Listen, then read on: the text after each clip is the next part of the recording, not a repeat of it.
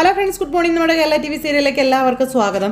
അങ്ങനെ നന്ദിനിയും സത്യങ്ങളെല്ലാം അറിഞ്ഞു കഴിഞ്ഞു. വിനായകൻ നന്ദിനിയുടെ കാല് പിടിച്ച് ചോദിച്ചു, ആരോടും പറയരുത് കേട്ടോ, ആരോടും പറയരുത് കേട്ടോ, നീ ആരോടെങ്കിലും ഈ സത്യം പറഞ്ഞാൽ പിന്നെ ജീവിച്ചിരിക്കില്ല. അങ്ങനെയൊക്കെ പറഞ്ഞ് നന്ദിനിയെ ഭയങ്കരമായിട്ട് ഭീഷണിപ്പെടുത്തുമോ, നന്ദിനിക്ക് ആരോടും പറയാൻ പറ്റാത്ത രീതിയിലൊക്കെ ആക്കി ഇങ്ങനെ വിനായകൻ വെച്ചിരിക്കാം. നന്ദിനി ഇങ്ങനെ ആകെ അന്തം വിട്ട് കുന്തം വിഴുങ്ങിയതുപോലെ ഇങ്ങനെ അവിടെ നിൽക്കുവാണ്. അത് കഴിഞ്ഞ് പിന്നെ കാണിക്കുന്നത് പറഞ്ഞിട്ടുണ്ടെങ്കിൽ നമ്മുടെ വേദ ഇങ്ങനെ വരുന്നു. അപ്പോൾ അമ്മ തൊഴുതിട്ട് ഇങ്ങ് വരുന്നു. വേദ കൊണ്ടുവന്ന് അമ്മയ്ക്ക് ചന്ദനമൊക്കെ തൊട്ട് കൊടുത്തു.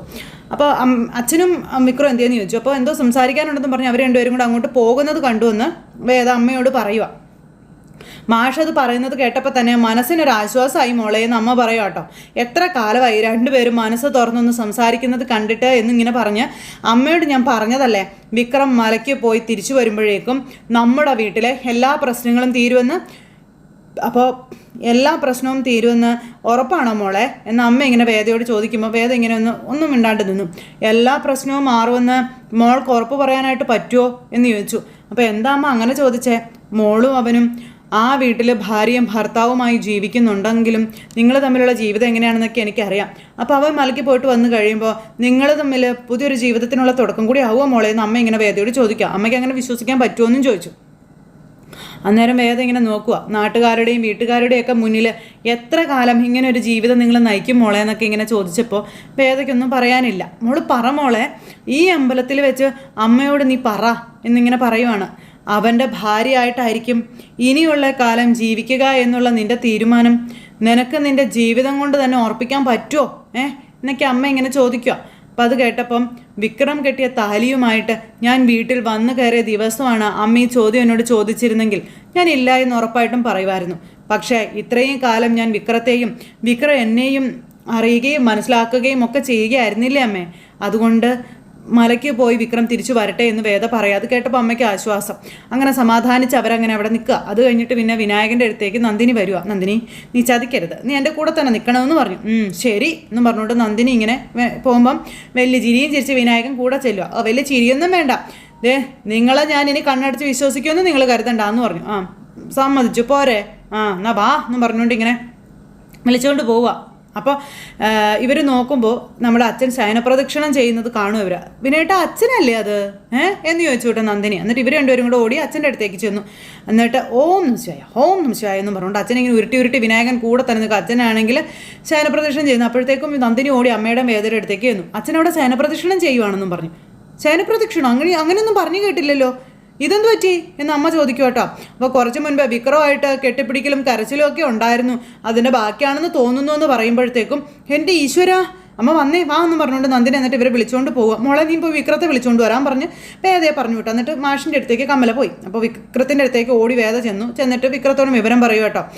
അവരെന്നിട്ട് ഇങ്ങനെ തൊഴുത് അച്ഛൻ്റെ കൂടെ തന്നെ നിൽക്കുന്നു. അപ്പോഴത്തേക്ക് ഓടി വിക്രവും വേദയും കൂടെ അങ്ങോട്ടേക്ക് വന്നു. അങ്ങനെ തൊഴുത് ഇങ്ങനെ എല്ലാം കഴിഞ്ഞ് അച്ഛൻ കമിഴ്ന്ന് കിടന്ന് പ്രാർത്ഥിച്ചു. പതുക്കെ എഴുന്നേറ്റു. അപ്പോഴത്തേക്കും വിക്രം ഇങ്ങനെ മുന്നിൽ വന്ന് നിൽക്കുമല്ലേ. എഴുന്നേറ്റ് നിൽക്കുന്ന വിക്രത്തിനെ കെട്ടിപ്പിടിച്ച് വലിയൊരു ഉമ്മയൊക്കെ അദ്ദേഹം കൊടുത്തു. ആ ഉമ്മ കൊടുത്തപ്പോൾ ഇത് കാഴ്ച കണ്ട് എല്ലാവർക്കും ഭയങ്കര സന്തോഷം.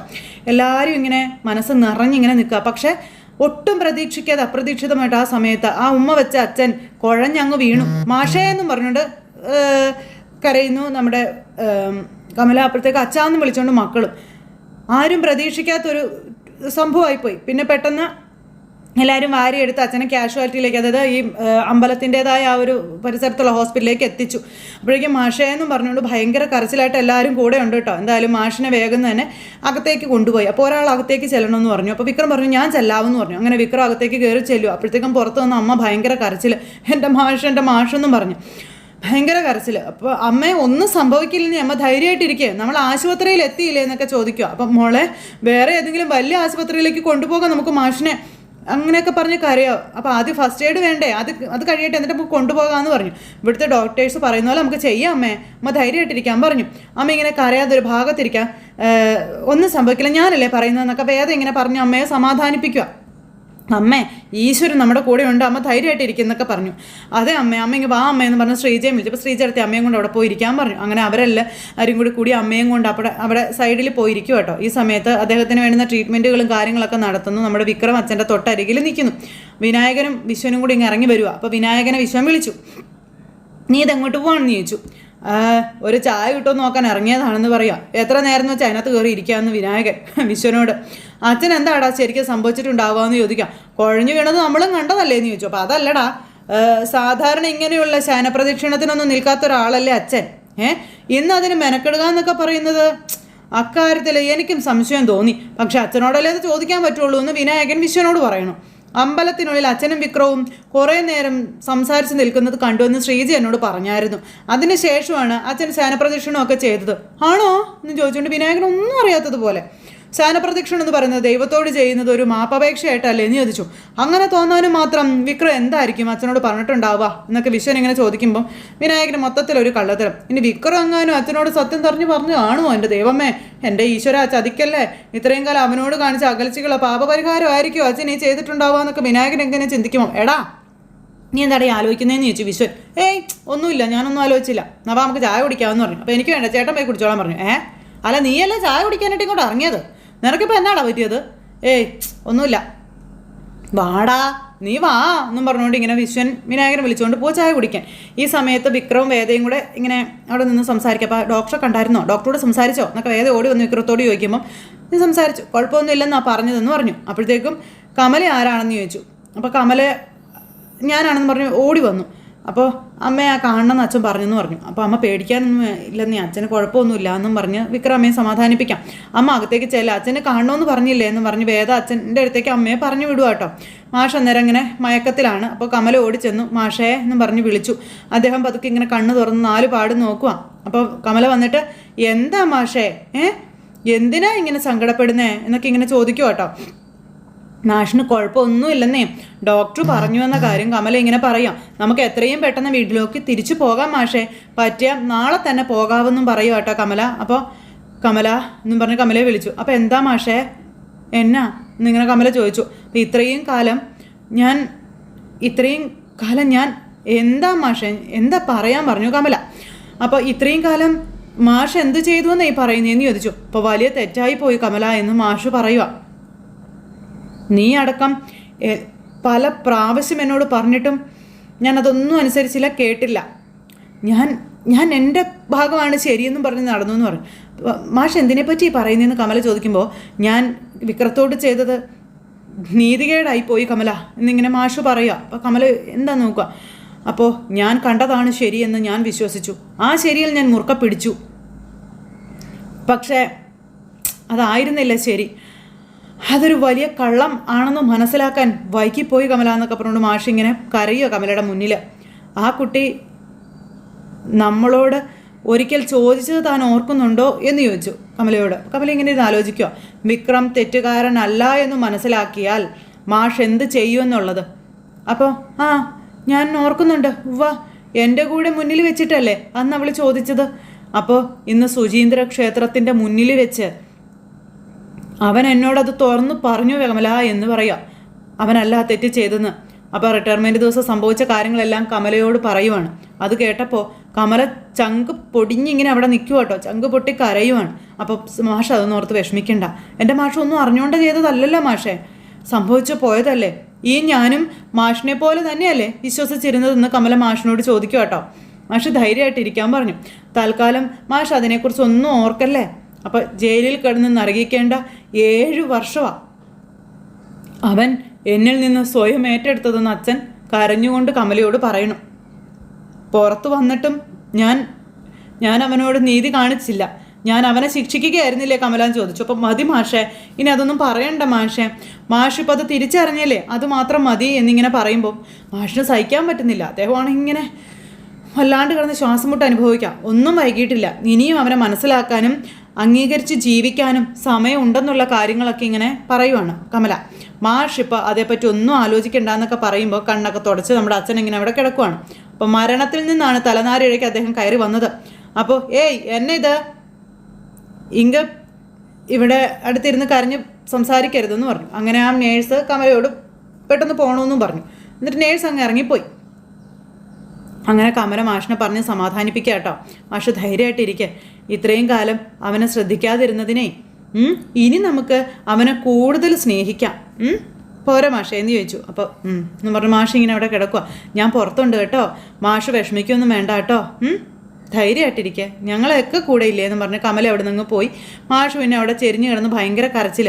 അത് കഴിഞ്ഞ് പിന്നെ മക്കൾ രണ്ടുപേരും കൂടെ പുറത്ത് പോയിന്ന് ചായ കുടിക്കുമ്പോഴത്തേക്കും വിക്രവും വേദയും കൂടെ അങ്ങോട്ടേക്ക് വന്നു. അപ്പോൾ അവരൊക്കെ എന്ത് ചെയ്യുന്നു ചോദിച്ചാൽ അവരൊക്കെ അകത്തേക്ക് പോയെന്ന് പറഞ്ഞു. അപ്പോഴാണ് ഞങ്ങളിങ്ങോട്ട് ഇറങ്ങിയതെന്ന് വേദ ഇവരോട് പറയാം. അങ്ങനെ ഇവർ ചായ കുടിച്ച് കഴിഞ്ഞിട്ട് അവരകത്തേക്ക് പോയി. അപ്പോൾ നിങ്ങൾ ചായ കുടിക്കും, ഞങ്ങൾ ചെല്ലട്ടെ കേട്ടോ എന്നും പറഞ്ഞുകൊണ്ട് ഇങ്ങനെ നിശ്ചൻ അങ്ങ് പോയപ്പോഴത്തേക്കും വിനായകനെയും വിളിച്ചു. വിനായകൻ വരുക എന്നും പറഞ്ഞുകൊണ്ട് പുറകെ ഇങ്ങനെ മന്ദം നടന്നു പോവുക. അപ്പോഴാണ് വിക്രത്തിനോട് ഇത് ചോദിക്കണമെന്നുള്ളൊരു ത്വര ഉള്ളിൽ കിടന്ന് ഇങ്ങനെ വല്ലാണ്ടാവുന്നത് വിനായകൻ എടാ എന്നും പറഞ്ഞ് വിക്രത്തെ വിളിച്ചു. നീ അച്ഛനും കുറേ നേരം മാറി നിന്ന് സംസാരിക്കുന്നത് കണ്ടെന്ന് നന്ദിനി പറഞ്ഞല്ലോ, അതിന് ശേഷമാണ് അച്ഛൻ ശയനപ്രദക്ഷിണം നടത്തിയതെന്ന്.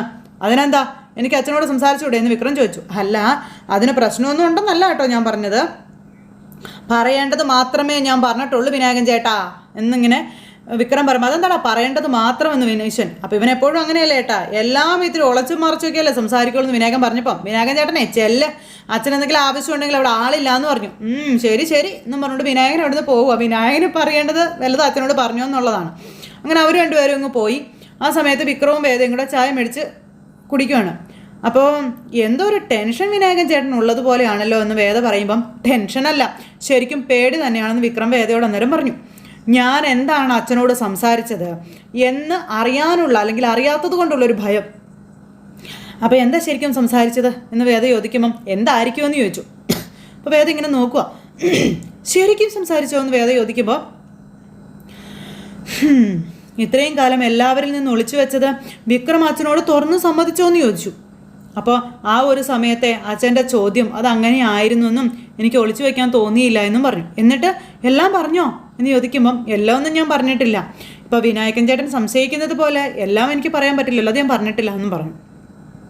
ഞാനല്ല എന്ന് മാത്രം പറഞ്ഞു, ആരാണെന്ന് എനിക്ക് അറിയില്ല എന്നും പറഞ്ഞു. അത് അച്ഛൻ വിശ്വസിച്ചോ എന്ന് ചോദിക്കുമ്പം ഞാനല്ല എന്ന് തന്നെ അച്ഛന് വലിയ ആശ്വാസമായിരുന്നു എന്ന് വിക്രം വേദയോട് പറയുക. ഞാൻ മറച്ചു പറയരുതേ എന്ന് ആ മനസ്സ് പ്രാർത്ഥിക്കുന്നത് പോലെ എനിക്ക് തോന്നിയത്. എന്നിട്ട് ഞാനത് പറഞ്ഞു കഴിഞ്ഞപ്പോൾ അച്ഛൻ്റെ കണ്ണുകളിങ്ങനെ നിറഞ്ഞൊഴുകുകയായിരുന്നു വേദ.